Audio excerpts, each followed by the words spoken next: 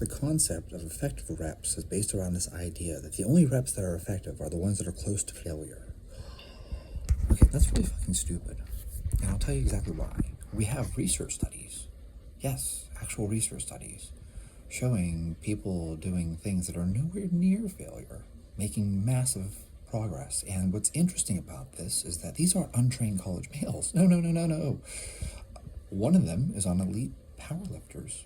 Yes, there's a Norwegian study on elite level powerlifters, and they did 3 sets of 3 with 80% of their 1 rep max, and they made progress. They made great progress.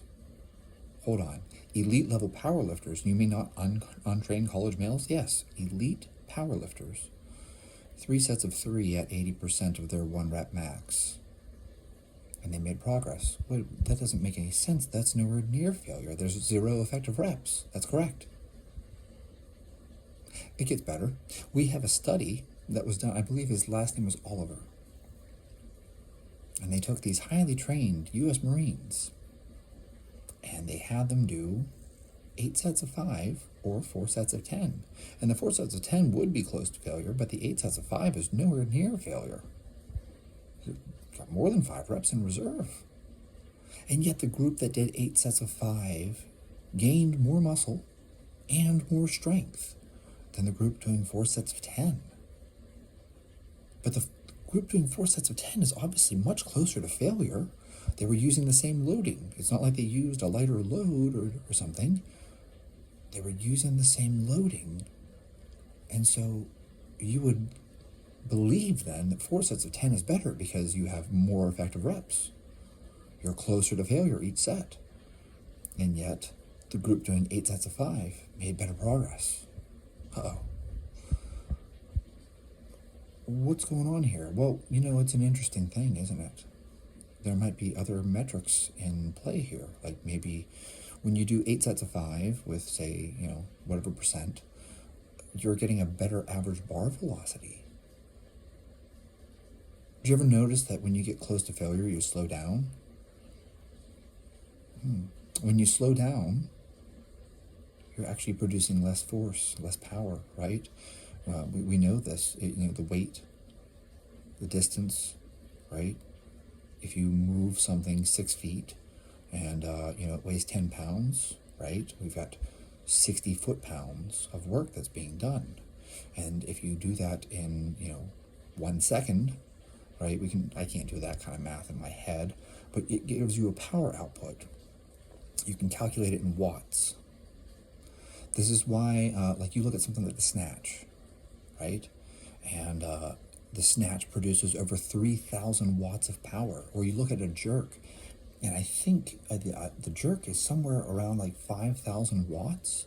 And if you calculated the watts of the world record, it's something like 5,500 watts of power.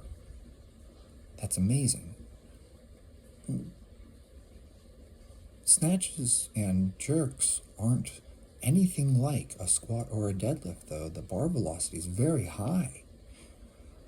Now, I know Paul Carter explained to me once that weightlifting actually causes muscle loss. He says that there's no eccentric and it's moving too fast, and therefore weightlifting actually causes muscle loss. It's not that it just doesn't build muscle, it causes muscle loss, and that's why weightlifters are so weak. Which I find interesting. I think Zach Tellender has a video talking about how Klokov is weak, and I think Joey Satmari or something like that also has a video talking about how Klokov is weak. And I find that interesting. I don't think of Klokov as a weak person. I don't know too many people that snatch 200 and, can put 200 over kilos, by the way, not pounds, kilos, snatch 200 kilos and, put 200 kilos over their head. I don't know weak people that can put 200 kilos overhead. Do you? I said this the other day on Instagram. The day someone puts 475 pounds overhead and they only train with machines and then they can pick up a bar and put it overhead, I'll switch to machines. But until then, I'll keep using barbells. Anyways, there's not a whole lot more to say on this other than the fact that anyone telling you effective reps means you have to be close to failure, that's bullshit, and you know it. You know it from observation, you know it from experience, and you know it from studies. And these studies weren't on untrained college males. They're on high-level powerlifters who are competing at the international level, and they're on very highly trained Marines. Yeah, so anyways, for those of you out there who care, I don't have a promo code or anything. This is me just giving a shout out to someone who does what they do, and they do it well. You guys should look at Jake Turo's program, the hypertrophy clusters. It's absolutely worth you running. You should try it. I think it's a good program. It's just my 2 cents. It's actually based on an actual study. Hypertrophy clusters is a great program. You should try it. Similarly, I have told you guys before also, if you like training close to failure, you like the high intensity approach, you guys should be looking at Marty Gallagher. Yep. I don't know why more people aren't following Marty Gallagher. He's brilliant. Minimalist training. It's like the smartest thing out there. I don't know why more people don't do it, but whatever. Anyways, and easy strength. Yeah, you guys might look at Dan John's easy strength training. Nowhere near failure. You'll make tons of progress still. Pavel's power to the people. Grease the groove.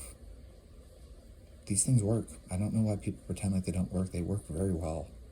My wife did easy strength, and she was pulling her 1 rep max deadlift, and she eventually was pulling it for like 3 or 4 reps at a time, and that still wasn't like maxing out. She was just like, oh yeah, today's my 3x3, and she was doing 3 sets of 3 with her previous 1 rep max. It's not like she was maxing out at 3. That wasn't a 3 rep max. So easy strength works. I do easy strength. It works. It works very well. I don't know why people act like you have to kill yourself in the gym. If your eyeballs aren't falling out of your head and you're not hitting failure every set, you're not going to make progress. Well, that's utter bullshit. Ed Cohn says he never missed a rep in training. Didn't train to failure. Jay Cutler says he didn't train to failure. Didn't miss reps in training. And yet people make progress by not failing. So Brian Carroll talked about that even. Not missing reps in training. And he goes on to squat 1,308 pounds. Wish I could remember her name. There's a female Olympic weightlifter. They asked her, when was the last time you missed a rep? And she says, I don't miss. And they were like, how about in training? And she said, I don't miss in training either. Now, her answer then went on to mention that she trusts her coach. She says she trusts her coach. If her coach tells her that she can lift something, she can lift it. And so she trusts her coach. And so when he gives her a weight in competition that she's never even lifted before, she trusts her coach. She knows that she's capable of lifting it. Otherwise, he wouldn't have chosen that weight. She doesn't miss. She doesn't miss in training. She doesn't miss in competition. So much for training to failure, right? So all these high-level athletes don't train to failure. Not even close to failure. They don't miss reps. As I keep telling you guys, effective reps, it's bullshit. All reps are effective reps. Doubt me? Go squat the bar for 100, okay, and then go attempt to do a 1 rep max. Let me know if that, set of 100 reps at the bar did anything to you. Of course it did.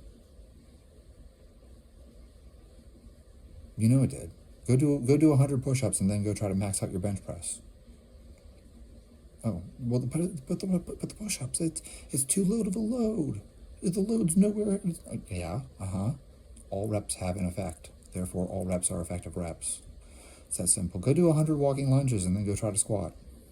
All reps have an effect.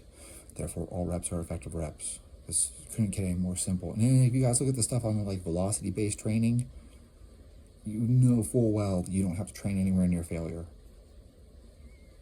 Training to failure is just basically a foolproof method of making sure you stimulated the muscle, but it isn't required. You can train smart, or you could just be like, well, I'm going to train to failure, that way I hit all of the reps. Sure. Or you could train intelligently, and you could focus on, like I pointed out before, like squats. You want to be really effective at squatting? Sets of 5. Why sets of 5?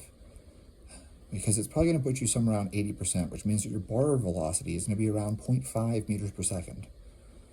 Now, does it actually have to be sets of 5? No, I don't give a shit. You could do sets of 2, you could do sets of 3, you could do sets of 4, you could do sets of 6.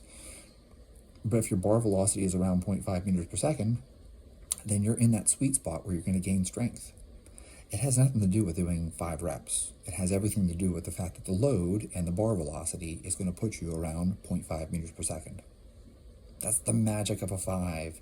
The magic of a 5 is that roughly around 5 reps is going to put you at a weight that you're going to move at 0.5 meters per second on average. I don't care if you do 10 sets of 2. If you do 10 sets of 2 and you're tracking the bar velocity and your average bar velocity is 0.5 meters per second, you're getting the same stimulus as doing 4 sets of 5. 10 sets of 2, 4 sets of 5, as long as the bar velocity is 0.5 meters per second, you got the same stimulus. There's nothing magical about doing magical rep ranges. This is like people who tell you hypertrophy is 8 to 12 and strength is 3 to 5.